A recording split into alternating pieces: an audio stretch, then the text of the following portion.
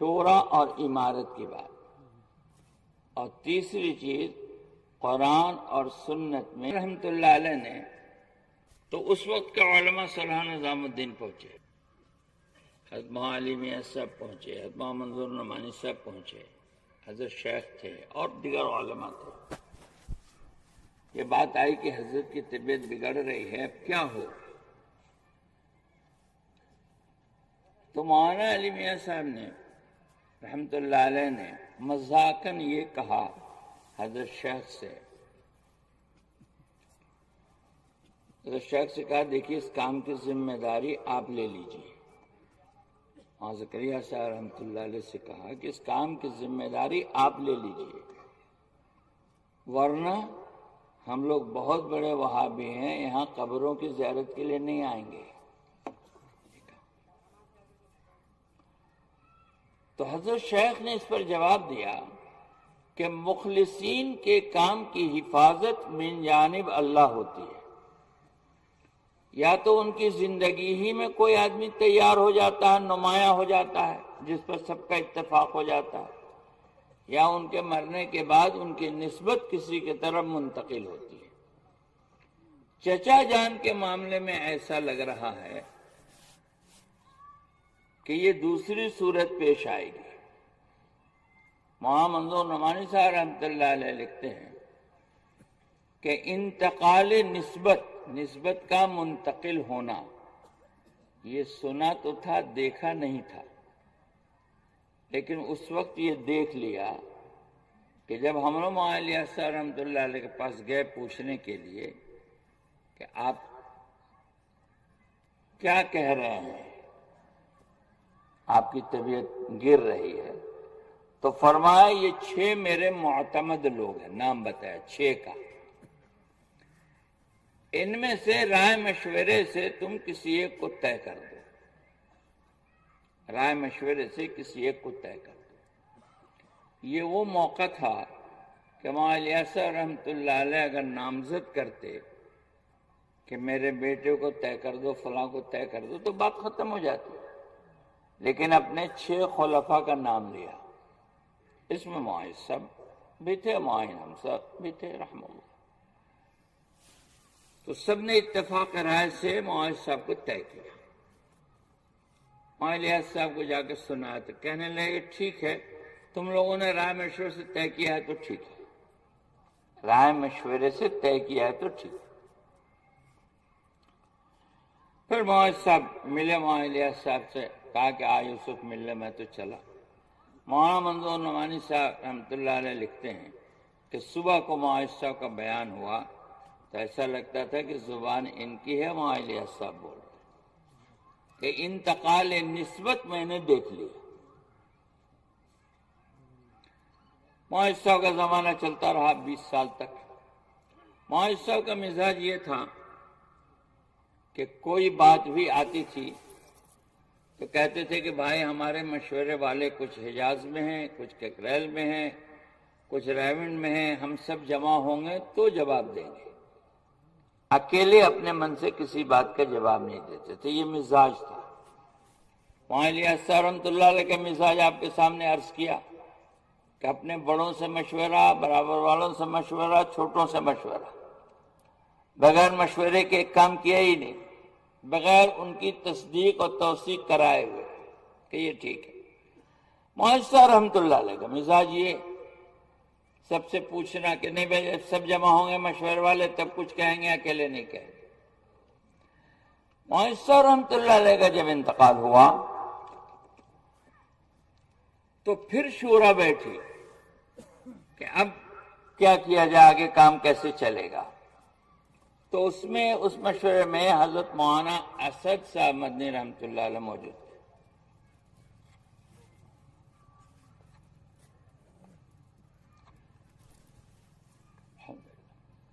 اور دارالعلوم کے ایک بڑے حدیث کے استاد بھی موجود تھے اور لوگ بھی تھے۔ پھر مشورہ ہوا تو مشورے میں شیخ ہی فیصل تھے، شیخ نے حضرت مولانا انعام حسن صاحب کے بارے میں طے کیا، ذمہ دار۔ ایک چیز اور جاننے کی ہے، ہو سکتا ہے بہت لوگ جانتے ہو سکتا ہے، بہت لوگ نہیں بھی جانتے ہو۔ مولانا انعام الحسن صاحب کون ہے، ان کا خاندان کون سا ہے، ایک جاننے کی چیز ہے۔ کئی جگہ میں نے عرض کیا تو لوگ کہتے ہیں ہم نہیں جانتے تھے، تو پہلی بار سنا۔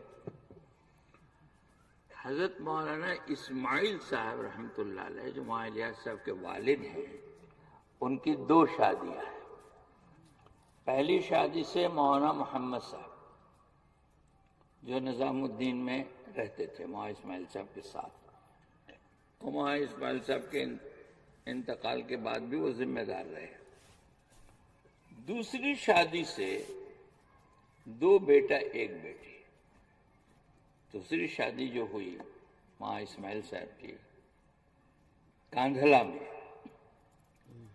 اس سے ایک مولانا یحییٰ صاحب، مولانا زکریا صاحب کے ابا، اور دوسرے مولانا الیاس صاحب، اور ان دونوں کے بیچ میں ایک خاتون ہے حمیرہ خاتون، جو مولانا الیاس صاحب کی سگی بہن ہے حمیرہ خاتون۔ یہ حمیرہ خاتون کے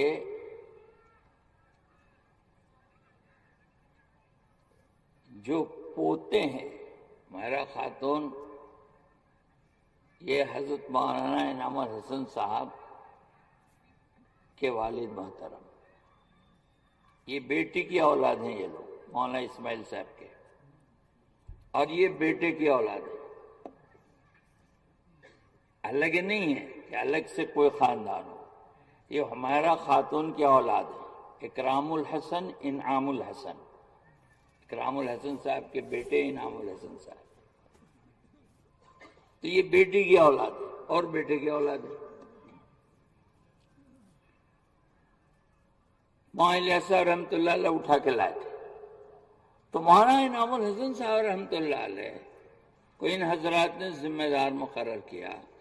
مولانا انعام الحسن صاحب کا مزاج یہ تھا کہ جب کوئی بات آتی تھی کہتے تھے رائے ملا لو، اکیلے سے کوئی فیصلہ نہیں کرتے، رائے ملا لو۔ حضرت شیخ نے ایک مرتبہ پوچھا، مولانا تم ذمہ دار ہو گئے تو کیا فرق پڑا؟ تو حضرت جی کا جواب سنیں، اتنا پیارا جواب ہے۔ فرمایا کہ حضرت مولوی رسول کے زمانے میں تو میری رائے ہوتی تھی، میں رائے دیتا تھا، اب تو میری کوئی رائے بھی نہیں ہے، ساتھی رائے مشورے سے جو کہتے ہیں وہ کر لیتا ہوں۔ کام کا مزاج، ساتھی رائے مشورے سے جو کہتے ہیں وہ کر لیتا ہوں۔ 30 سال قریب دور ہے مولانا انعام الحسن صاحب کا، اور اس وقت دنیا میں جتنے کام کرنے والے ہیں پرانے، تقریباً سارے ان کے تربیت یافتہ ہیں، لاکھوں لاکھ۔ چنانچہ مولانا انعام الحسن صاحب رحمۃ اللہ علیہ نے اپنے اخیر زمانے میں ہر دوسرے سال حج ہوتا تھا، تو 93 کے حج میں حضرت نے مشورے والوں سے کہا جو پوری دنیا کے کام کے مشیر تھے اور ساتھ میں چلتے تھے، کہ تم لوگ دیکھ رہے ہو میری طبیعت گرتی جا رہی ہے، تم لوگ تو ہمارے مشورے والے ہو ہی، لیکن میں یہ چاہتا ہوں کہ ایک مشورے کی جماعت نامزد ہو جائے کہ اس بوجھ کو سب مل کے اٹھائیں، اکیلے میرے پر نہ رہے، میری طبیعت گر رہی ہے۔ یہ 93 کی بات ہے۔ مفتی زین العابدین صاحب کو بلایا گیا، مفتی زین العابدین صاحب رحمۃ اللہ نے کہا ٹھیک ہے حضرت، جیسا آپ کہیں، اب تم لوگ اس حج کے بعد آ جاؤ نظام الدین، کسی ملک کا قافلہ آ رہا تھا، وہاں اس کو رائے ملا لیں گے۔ تو یہ سب لوگ پہنچے، تو حضرت نے فرمایا تم 8 لوگ ہو، اس میں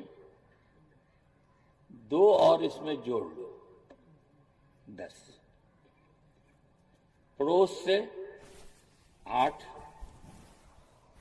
پڑوس کے جو 4 تھے 8 میں، اس میں مولانا سعید احمد خان صاحب، بھائی افضل صاحب، بھائی عبدالوہاب صاحب، مفتی زین العابدین صاحب، 4، اور ہندوستان سے حضرت مولانا اظہار صاحب، خاتمہ عمر صاحب، میاں جی محراب صاحب، اور مولانا سعد صاحب، مولانا زبیر صاحب، 5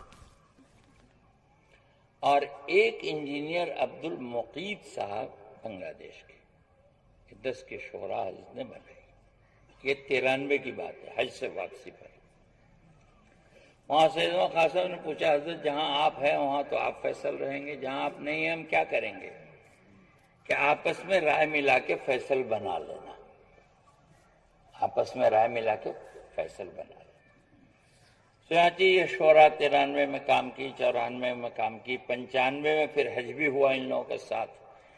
حج سے واپسی کے بعد 95 میں حضرت جی کا انتقال ہوا۔ حضرت جی کا انتقال ہوا تو پوری دنیا کے کام کرنے والے جمع ہوئے، نظام الدین میں شورا بھی پہنچی، سب لوگ تھے۔ کئی روز تک اس پر مشورہ ہوتا رہا کہ بھی آگے کام کیسے چلے گا، آگے کام کیسے چلے گا۔ کسی ایک نام پر اتفاق نہیں ہوا، کسی ایک نام پر اتفاق نہیں ہوا، رائےوں میں اختلاف ہوتا رہا۔ فیصلہ یہ ہوا، یہ لکھا ہوا بھی ہے، فیصلہ یہ ہوا کہ یہاں کوئی امیر نہیں ہوگا، جو شورا ہے اس میں سے ہندوستان میں 3 فیصل ہوں گے، مولانا اظہار صاحب، مولانا زبیر صاحب، مولانا سعد صاحب، اور یہ بدل بدل کے فیصلہ کریں گے، بدل بدل کے۔ یہاں کوئی امیر نہیں ہوگا، شورا میں سے 3 فیصل ہوں گے بدل بدل کے۔ 2 باتیں۔ تیسری بات کہ حضرت جی مولانا واسع صاحب رحمۃ اللہ علیہ بیعت کرتے تھے، یہاں بیعت ہوگی کہ نہیں ہوگی؟ تو آگے بھائی یہاں بیعت نہیں ہوا کرے گی، بیعت بھی مشورے سے بند ہو گیا کہ یہاں بیعت نہیں ہوگی۔ ہر ملک میں شورا ہے، شورا اپنے ملک کا کام دیکھے گی، جب سب ایک جگہ جمع ہوں گے تو بدل بدل کے فیصل ہوں گے۔ کوئی جب عالمی مشورہ ہے اور عالمی تقاضے ہیں تو بدل بدل کے فیصل ہوں گے۔ ہندوستان کے شورا کے جو 5 ہیں ان میں سے 3 فیصل ہوں گے بدل بدل کے، یہ طے ہوا۔ اس پر کام چلتا رہا۔ 95 میں 96 میں ایک سفر ہوا، یہ پوری شورا ساتھ تھی، جو 1-2 آدمی نہیں ہوتے تھے، جیسے مولانا اظہار صاحب رحمۃ اللہ علیہ سفر میں نہیں جاتے تھے، نظام الدین کا تقاضا رہتا تھا، تو یہ شورا نے سفر کیا 96 میں۔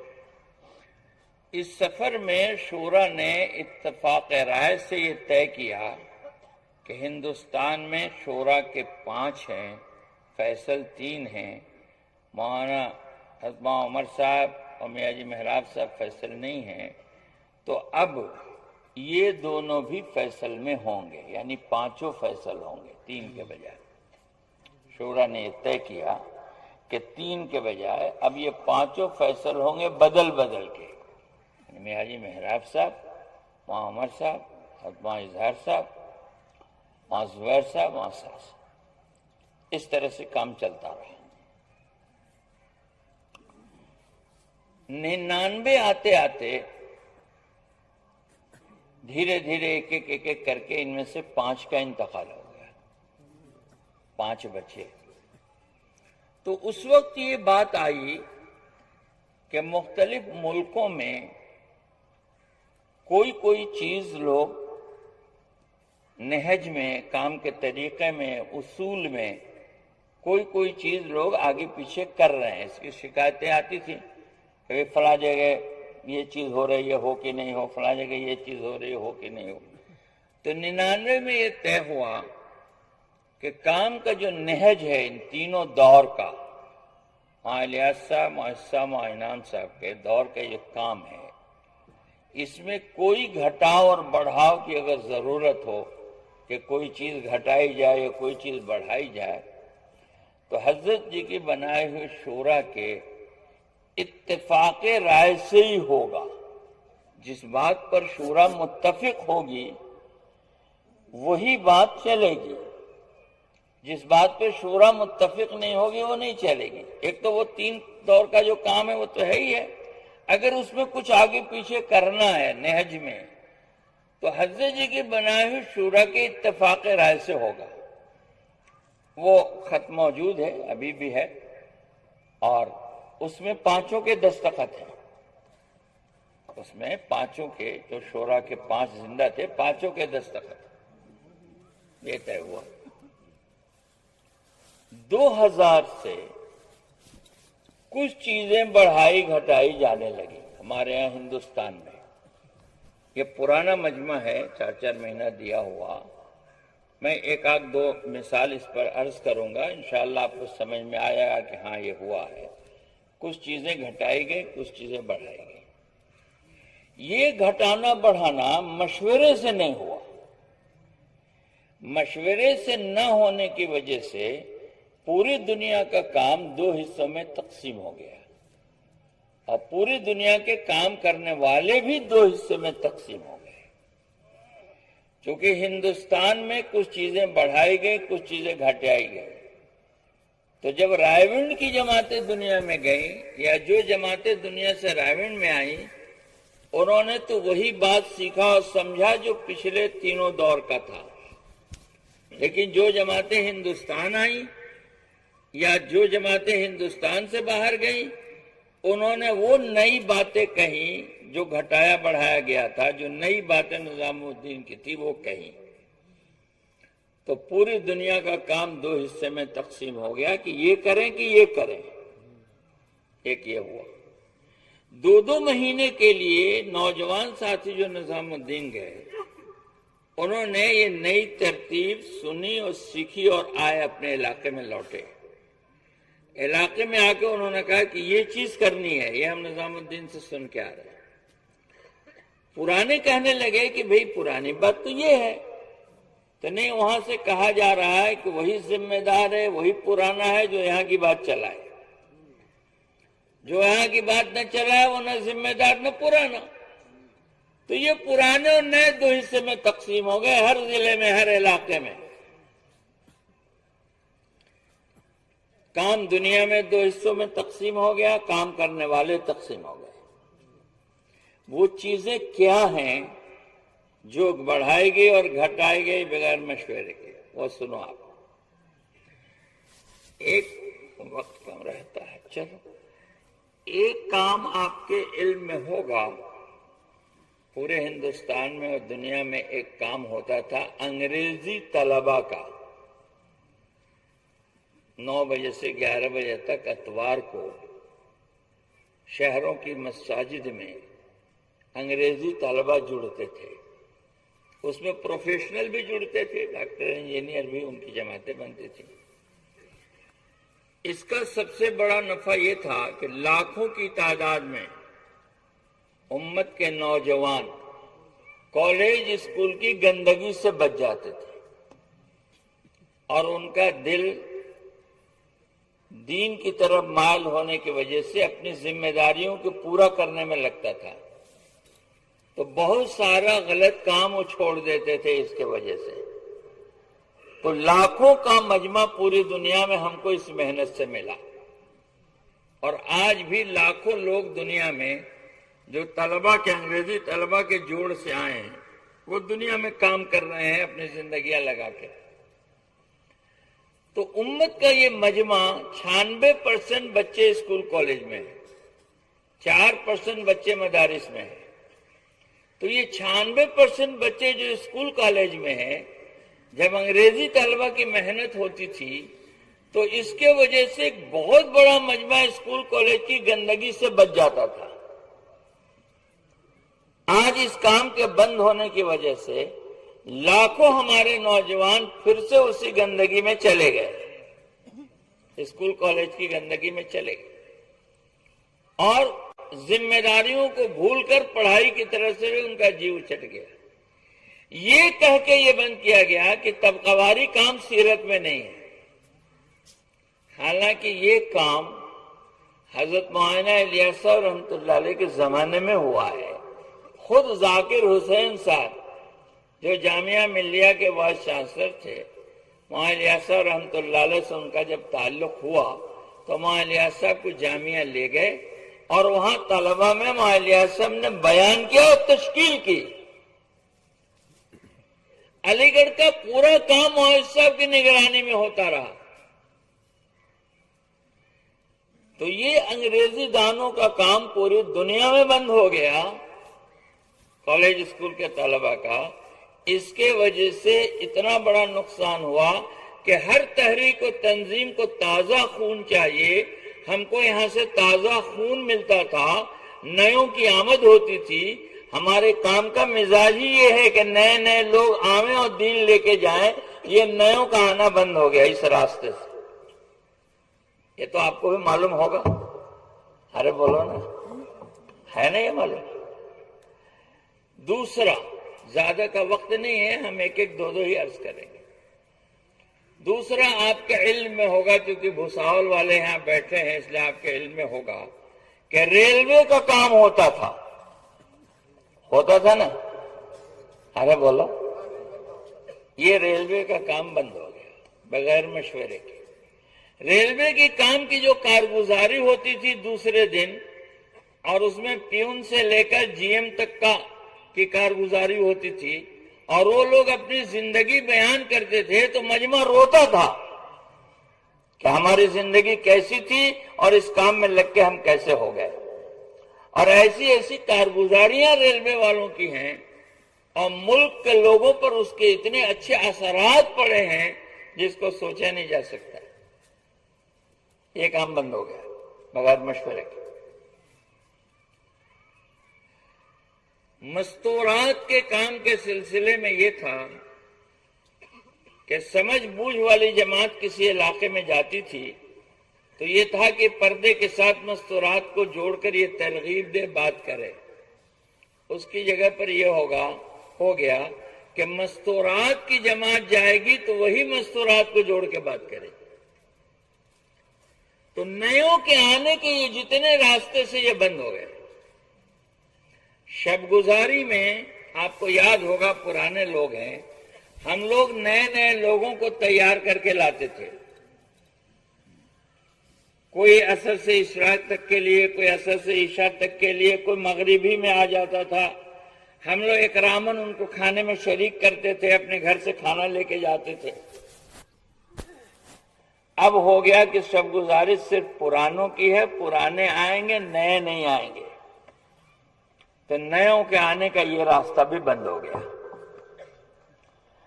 اگر نیوں کے آنے کا راستہ بند ہو جائے اور پرانے اپنی عمر پوری کر کے چلے جائیں تو کام رہے گا کہ ختم ہو جائے گا؟ سوچو آپ. اس کا کہیں مشورہ نہیں ہوا. یہ چیزیں جو نکالی گئی اور جو داخل کی گئی, زائد چیزیں جو پہلے نہیں تھی, ان داخل کیے جانوں میں ایک مسجد کی آبادی کی محنت. آپ کے ہاں تو زیادہ نہیں ہوا مہاراشٹر میں, لیکن اور جگہ خوب ہوا. مسجد کی آبادی کی محنت کے نام پر 5-7 ساتھی جہاں ہو گئے, ایک دو آدمی کتاب پڑھ رہے ہیں, ایک دو آدمی محلے میں ملاقات کر رہے ہیں, ایک دو آدمی کسی کو لا کے بات کر رہے ہیں. اس میں جو دلیل پیش کی گئی وہ یہ کہ دعوت مسجد کے باہر چونکہ غفلت کا ماحول ہے تو مسجد میں لا کے دین کی بات کی جائے گی. آپ نے کیا ہوگا تو آپ کو تجربہ ہوگا کہ ایک ہی محلے میں 5 وقت کی نماز میں جب ملاقات کر کے گھروں میں ایک ہی آدمی کو جب لایا جائے گا مسجد میں تو کون آ کر بات سنے گا؟ عملی طور پر کیا یہ ممکن ہے؟ تمام نبیوں کی دعوت مسجد کے باہر ہے.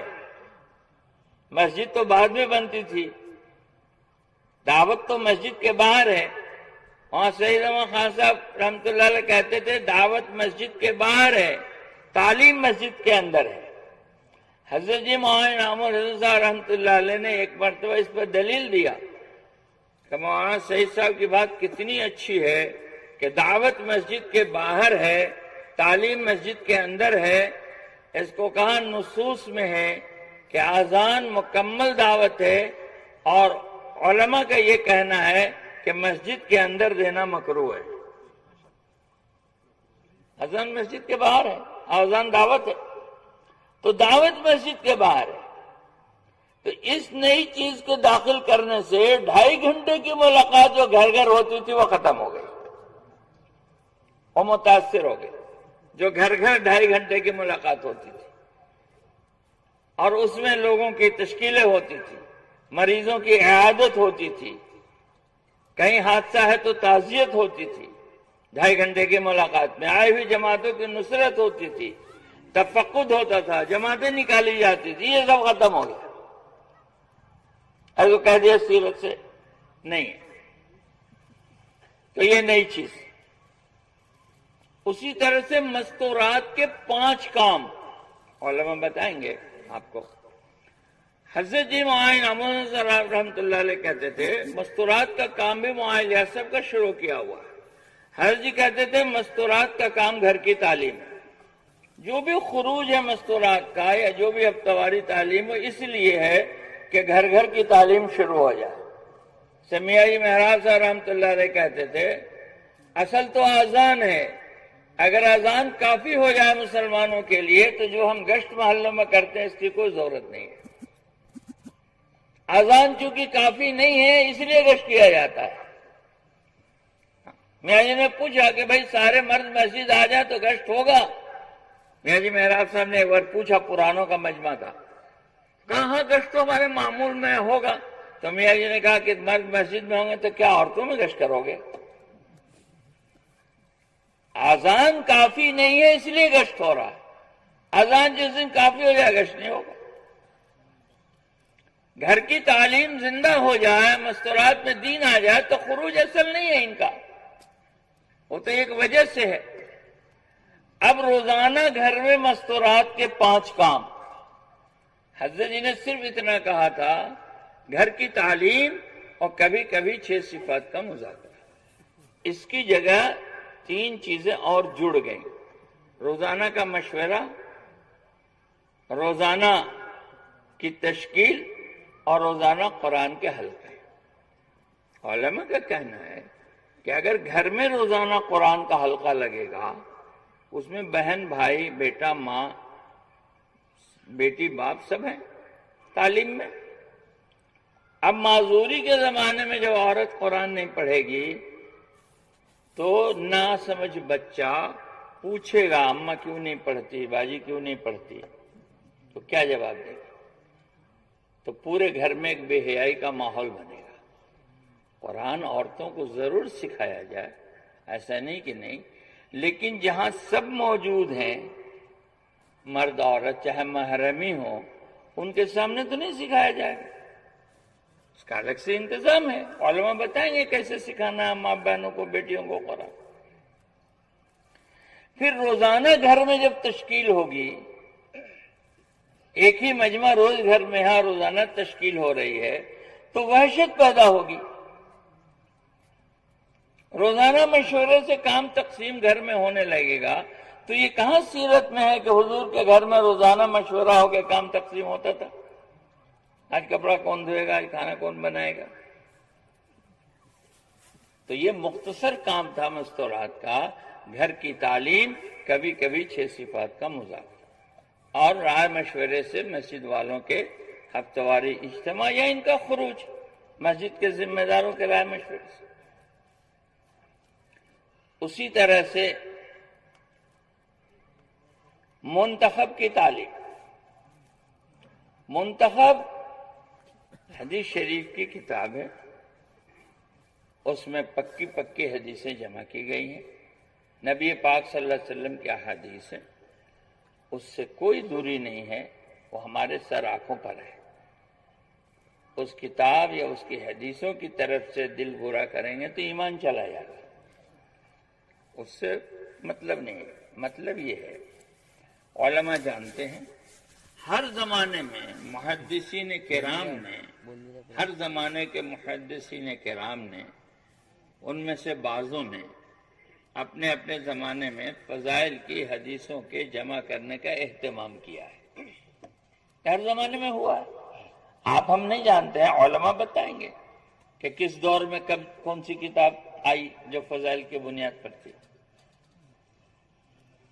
فضائل اعمال جس کی تعلیم ہم کرتے ہیں، اس کو مولانا الیاس صاحب رحمۃ اللہ علیہ نے حضرت شیخ پر تقاضا کر کے مرتب کروایا، چھوٹے چھوٹے رسائل۔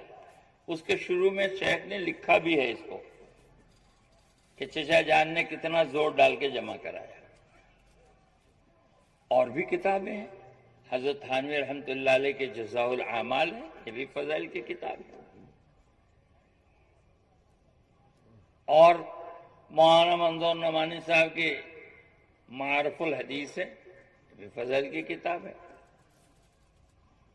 اسی طرح سے ریاض الصالحین فضائل کی کتاب ہے، اور بھی فضائل کی کتابیں۔ خود حضرت جی مولانا انعام الحسن صاحب کی کتاب ہے 2 جلدوں میں، ابواب منتخبہ، وہ بھی فضائل کی کتاب ہے۔ اب یہ تمام فضائل کی کتابیں اگر نصاب میں داخل کر دی جائیں تو جماعتوں کو لائبریری لے کے چلنا پڑے گا۔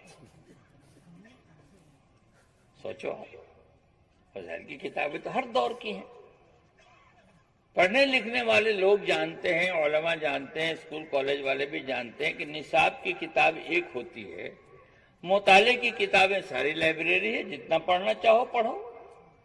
تو نصاب کے اعتبار سے اسی لیے نصاب، یہ تبلیغی نصاب پہلے نام تھا، بعد میں فضائل اعمال ہوا، کہ یہ نصاب کی کتاب ہے۔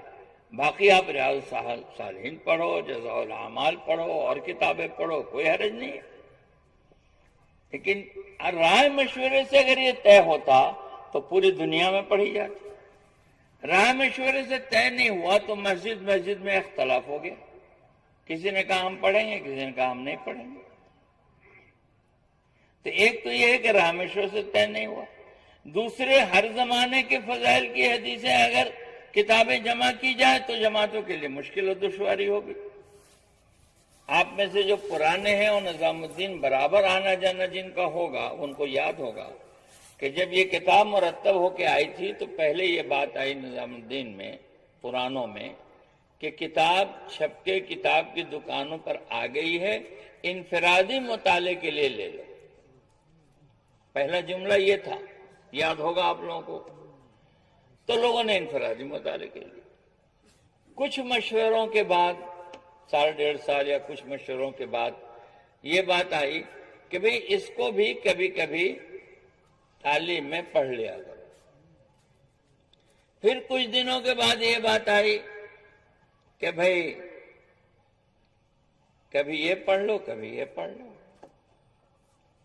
پھر کچھ مشوروں کے بعد یہ بات آئی کہ جماعتیں صبح کی تعلیم میں منتخب پڑھیں اور دوپہر کے بعد کی تعلیم میں فضائل پڑھیں، اور آپ کو معلوم ہے کہ دوپہر کے بعد کی تعلیم بہت کم ہوتی ہے۔ تو گویا دھیرے دھیرے فضائل کو ہٹا کر کے اس کو سامنے لا دینا، آہستہ آہستہ، جیسے 2.5 گھنٹے کو ختم کر کے اس کو لا دینا۔ بہت سی مسجدوں سے آج آپ دیکھو گے کہ فضائل کی کتابیں نکل چکی ہیں، دیکھو گے تو پتہ چلے گا، اور آپ کو پتہ بھی نہیں چلا۔ اس سے اختلاف نہیں ہے، بات یہ ہے کہ جو کچھ بھی ہوا مشورے سے ہونا چاہیے۔ اگر مشورے سے ہوتا تو پوری دنیا میں یہ بات چلتی، مشورے سے نہیں ہوا تو کسی ملک نے لیا، کسی ملک میں نہیں لیا، کسی صوبے نے لیا، کسی صوبے نے نہیں لیا، کسی علاقے نے لیا، کسی علاقے نے نہیں لیا، تو کام بھی 2 حصے میں تقسیم ہو گیا، کام کرنے والے بھی 2 حصوں میں تقسیم ہو گئے۔ یہ نہج کی تبدیلی اور اس کے یہ نقصانات۔ اب 1993 کے بعد سے یہ سلسلہ جب چلتا رہا، جب اور بھی ساتھی انتقال کر گئے شورا میں سے، تو پوری دنیا کے کام کرنے والے اس بات کا زور ڈالتے رہے کہ بھئی شورا کی تکمیل ہو، شورا کی تکمیل ہو، شورا کی تکمیل ہو۔ لیکن بار بار یہ کہہ دیا جاتا تھا کچھ لوگوں کی طرف سے کہ کام تو ہو ہی رہا ہے، کام تو ہو ہی رہا ہے۔ ایسا ہوا کہ 2 اور چلے گئے، صرف 3 بچے، حاجی عبدالوہاب صاحب، مولانا زبیر صاحب، مولانا سعد صاحب۔ اب پوری دنیا کا پریشر پڑا کہ بھائی شورا کی تکمیل کرو، نئی شورا بنانے کی بات نہیں ہو رہی ہے، کسی مسجد کی کمیٹی سے، مدرسے کی شورا سے کچھ لوگوں کا انتقال ہوتا ہے تو دوسرے لوگ اس میں جوڑے جاتے ہیں۔ پوری دنیا میں کام ہے، پوری دنیا میں کام کرنے والے ہیں، تو ایک جماعت ہونی چاہیے جو اس کو لے کے چلے۔ آدمی کیسے لے کے چلے گا ایک اکیلا؟ جماعت ہو لے کے چلے۔ مولانا زبیر صاحب رحمۃ اللہ علیہ بیمار پڑے، رائے قافلہ جا رہا تھا، پوچھا گیا آپ کا کچھ کہنا ہے؟ انہوں نے کہا ہاں، میرے طرف سے یہ پیغام دے دینا کہ شورا کی تکمیل ہو جائے۔ اور اسی بیچ میں مولانا زبیر صاحب کا انتقال ہو گیا۔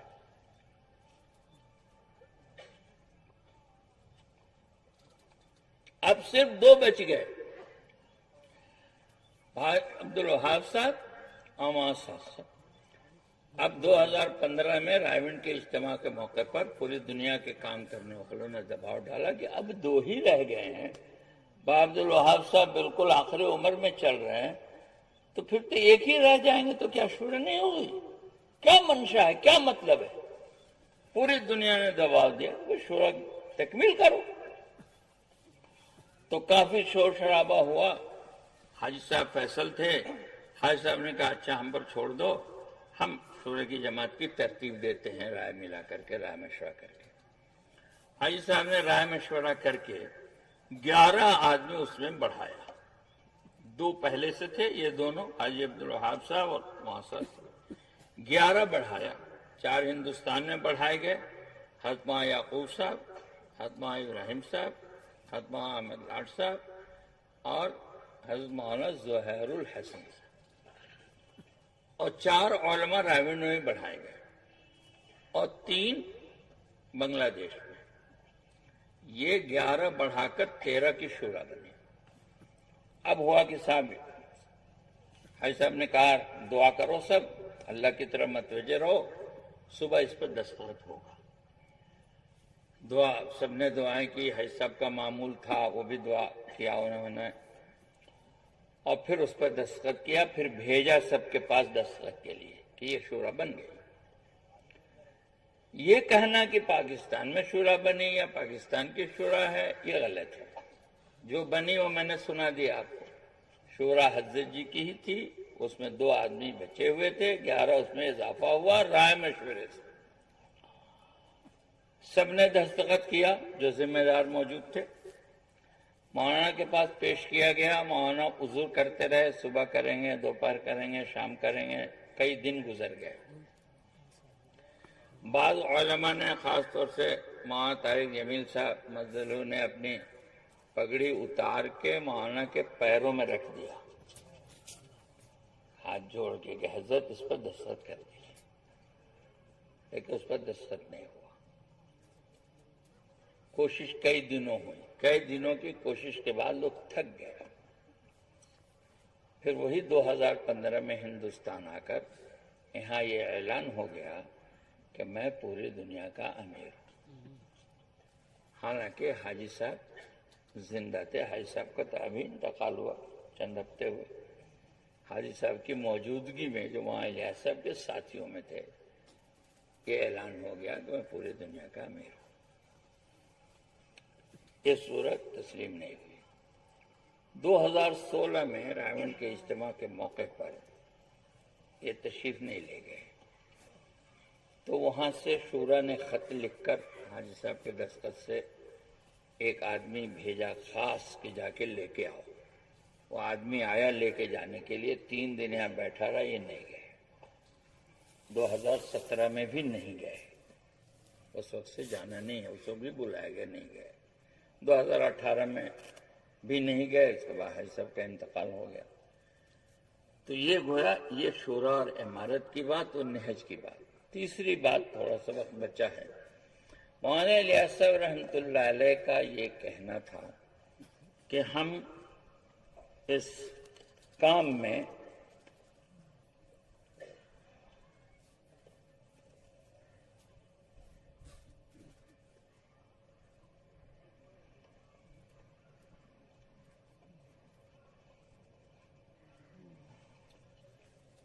یہ مولانا الیاس صاحب رحمۃ اللہ علیہ کا یہ کہنا تھا کہ ہم اپنے کام میں اہل سنت والجماعت کے پابند ہیں۔ کس کے پابند ہیں؟ اہل سنت والجماعت کے پابند ہیں۔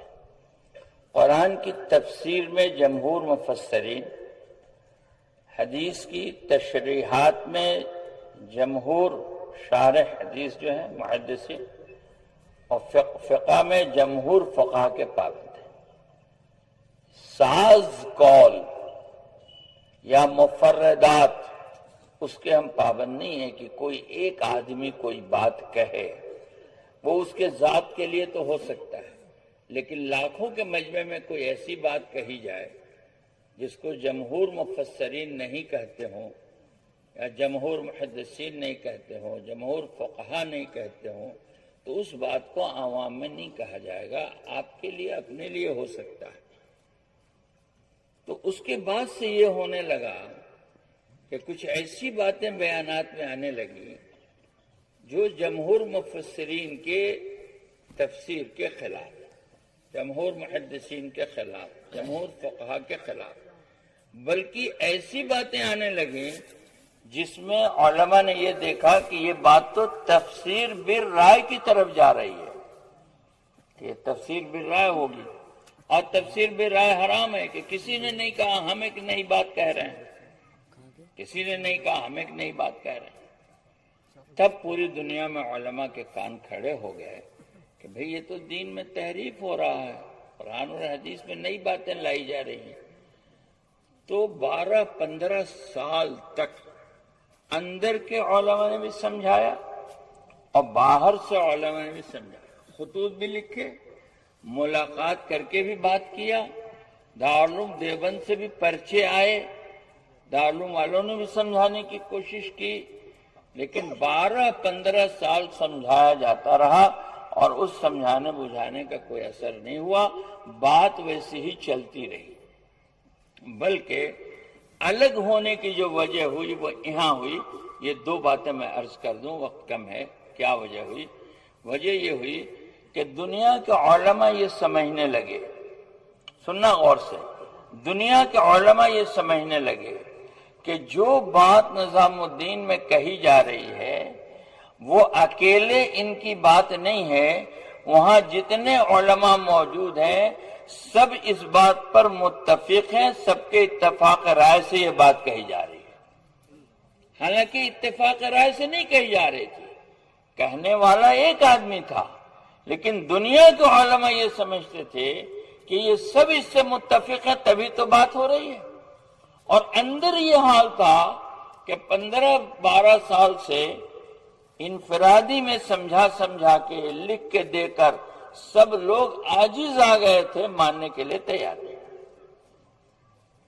ایک بات۔ دوسری بات، سمجھانے بجھانے کے جب تمام امکانات ختم ہو گئے اور سمجھانے بجھانے والوں کو اپنا دشمن سمجھ کر، مخالف سمجھ کر جب ان کو برا بھلا کہا جانے لگا، دھمکیاں دی جانے لگیں اور مار پیٹ ہونے لگا، حتیٰ کہ 4 بار مار ہوا، جس میں ہاتھ ٹوٹا، پیر ٹوٹا، سر پھٹا، پولیس اندر آئی نظام الدین میں، FIR درج ہوا۔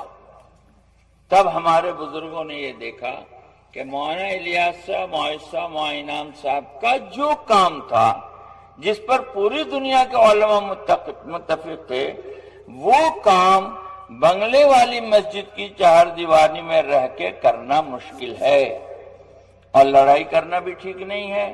تو کیا کریں کہ مولانا الیاس صاحب والا کام الگ ہو کے ہم کریں، کیونکہ وہاں رہ کے کرنا۔ بعض لوگ کہتے ہیں وہی کیوں نہیں رہے، وہاں رہ کے ہم یہ کام نہیں کر سکتے تھے، وہاں رہ کے ہم وہ کام، جیسے طلبہ کا کام وہاں رہ کے نہیں کر سکتے تھے، ریلوے کا کام وہاں رہ کے نہیں کر سکتے تھے، 2.5 گھنٹے کی محنت وہاں رہ کے نہیں کر سکتے تھے۔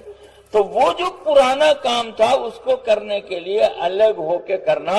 اب پوری دنیا میں یہ بات چل گئی کہ بھائی طلبہ کا کام ہوگا، ریلوے کا کام ہوگا، بھوسال والوں کو بھی کہا گیا، تو وہاں رہ کے کرنا مشکل تھا۔ کرنے والوں کو اپنا دشمن سمجھ کر ان کو دھمکیاں دی جانے لگی، مارا پیٹا جانے لگا، اور علماء کا یہ کہنا تھا کہ بھئی تم سب بھی اس کی تائید میں ہو، اسی لیے تو بات وہاں سے ہو رہی۔ اب جب الگ ہوا گیا تو یہی لکھا مولانا ابراہیم صاحب کا خط پڑھیے، اس میں یہی ہے، مولانا یعقوب صاحب کا خط پڑھیے، یہی ہے کہ وہ پرانا کام یہاں رہ کے کرنا مشکل تھا اور بات سمجھانی بھی مشکل تھی، سمجھانے بجھانے کے سارے امکانات ختم ہو گئے، اور جب یہ بات آ گئی کہ سمجھانے بجھانے والوں کو دشمن سمجھ کر ان کو مارا پیٹا جانے لگا، تو اب الگ ہو کر اس کام کو کیا جا رہا ہے۔ الگ ہونے کی وجہ یہی ہے کہ جو مولانا الیاس صاحب، مولانا انعام صاحب کا کام تھا، اس کام کو امت میں کیا جائے، اور الحمدللہ اللہ کا شکر ہے 12-15 سال جو اندر میں سمجھایا جا رہا تھا، اس کے وجہ سے کام کرنے والوں کو کچھ بھی پتا نہیں تھا۔ آپ کہیں گے، یہ مجمع کہے گا کہ ہم لوگ کچھ نہیں جانتے تھے، اور صحیح بات ہے کہ آپ کچھ نہیں جانتے تھے، اس لیے کہ کوشش یہ تھی کہ اندر ہی سلجھ جائے، اسی لیے کام کرنے والوں کے بیچ بات نہیں آئی۔ لیکن اب جب پوری دنیا میں کام کرنے والوں کے بیچ میں بات آ رہی ہے، تو پوری دنیا کے اکابر علماء، یاد رکھنا اس جملے کو، پوری دنیا کے اکابر علماء اور پوری دنیا کے اکابر صلحاء اللہ والے اور پوری دنیا کے اکابر کام کرنے والے، یہ سب ایک ساتھ ہیں۔ دیکھ لینا، پوری دنیا کے اکابر علماء اور پوری دنیا کے اکابر صلحاء اور پوری دنیا کے پرانے کام کرنے والے، یہ ایک ساتھ ہیں، یا شورا کے ساتھ۔ آپ دیکھ لو ایسا ہے کہ نہیں۔ ایک بات ساتھیوں نے لکھ کے دیا تھا پرچہ حیات الصحابہ کے بارے میں، یہ بات بھی نئی بات ہے، یہ مولانا یوسف صاحب، مولانا انعام صاحب کے زمانے کی بات نہیں ہے کہ حیات الصحابہ صرف سال لگائے ہوئے علماء پڑھیں گے، یہ پرانی بات نہیں ہے۔ پرانی بات یہ ہے کہ جو علماء مدارس میں قرات کر کے آئے ہیں، بخاری شریف کی، مسلم شریف کی، بڑی بڑی حدیث کی کتابیں جو پڑھ کے آئے ہیں، پڑھا کے آئے ہیں، ان کے لیے حیات الصحابہ کا پڑھنا کوئی الگ سے اس میں عبارت تھوڑی ہی آئی ہے، ارے اسی عبارت کو نکال کے یہاں جمع کیا گیا ہے، جو بخاری شریف میں ہے، جو مسلم شریف میں ہے، اسی عبارت کو نکال کے جمع کیا گیا۔ تو جو وہاں قرات کیے ہیں یہاں کیوں نہیں کر سکتے؟ جو صحیح قرات کر سکتا ہو اور صحیح معنی مطلب مفہوم بیان کر سکتا ہو، بالکل پڑھے گا، کوئی پابندی نہیں ہے، اس میں کوئی شرط نہیں۔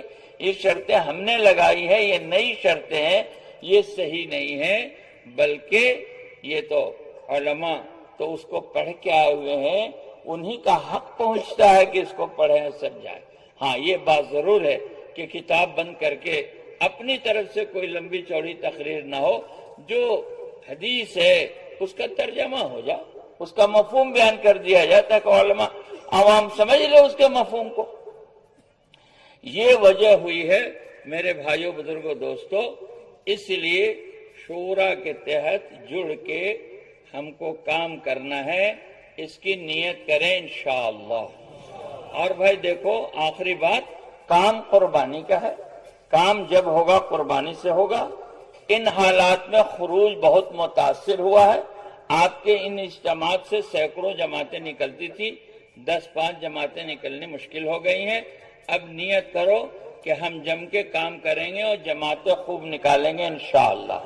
اور ایک بات سن لو کہ ہمیں کسی سے اختلاف نہیں کرنا ہے، ہمیں کسی سے لڑائی نہیں کرنی ہے، ہمیں کسی سے بحث مباحثہ نہیں کرنا ہے۔ ہر آنے والی جماعت کی ہم نصرت کریں گے، چاہے کہیں سے آوے، ہر آنے والی جماعت کی خدمت کریں گے، ہر آنے والی جماعت کا ساتھ دیں گے۔ اور ایک بڑا مجمع آج بھی مسجد کے باہر ہے، اس کو مسجد کے اندر لانے کی محنت کریں گے۔ اگر کوئی ضد پر ہر درمی پہ اترا ہوا ہے تو مار کھانا سنت ہے، مارنا سنت نہیں ہے۔ نبیوں نے مارا نہیں ہے، مار کھایا ہے۔ گالی سننا سنت ہے، گالی دینا سنت نہیں ہے۔ جہاں تک ممکن ہو سکے گا برداشت کریں گے، نرمی سے کام لیں گے، ہر ایک سے محبت پیار۔ کل تک ہم ساتھ مل کے چلتے تھے، ہر ایک سے محبت کریں گے، پیار کریں گے، گلے لگائیں گے، کھلائیں گے، پلائیں گے، بحث مباحثہ کسی سے نہیں کریں گے، ٹھیک ہے انشاءاللہ۔ اپنا جو خروج کی جو ترتیب ہے اس کے اعتبار سے نکلنے کی نیت کریں، اپنے ناموں کو پیش کریں، اپنے اپنے علاقے کے علماء اور صلحاء سے جڑ کے مشورہ کر کے ان کی نگرانی اور سرپرستی میں چلنا ہے. کریں گے انشاءاللہ. اللہ پاک قبول فرما اور آسان فرما.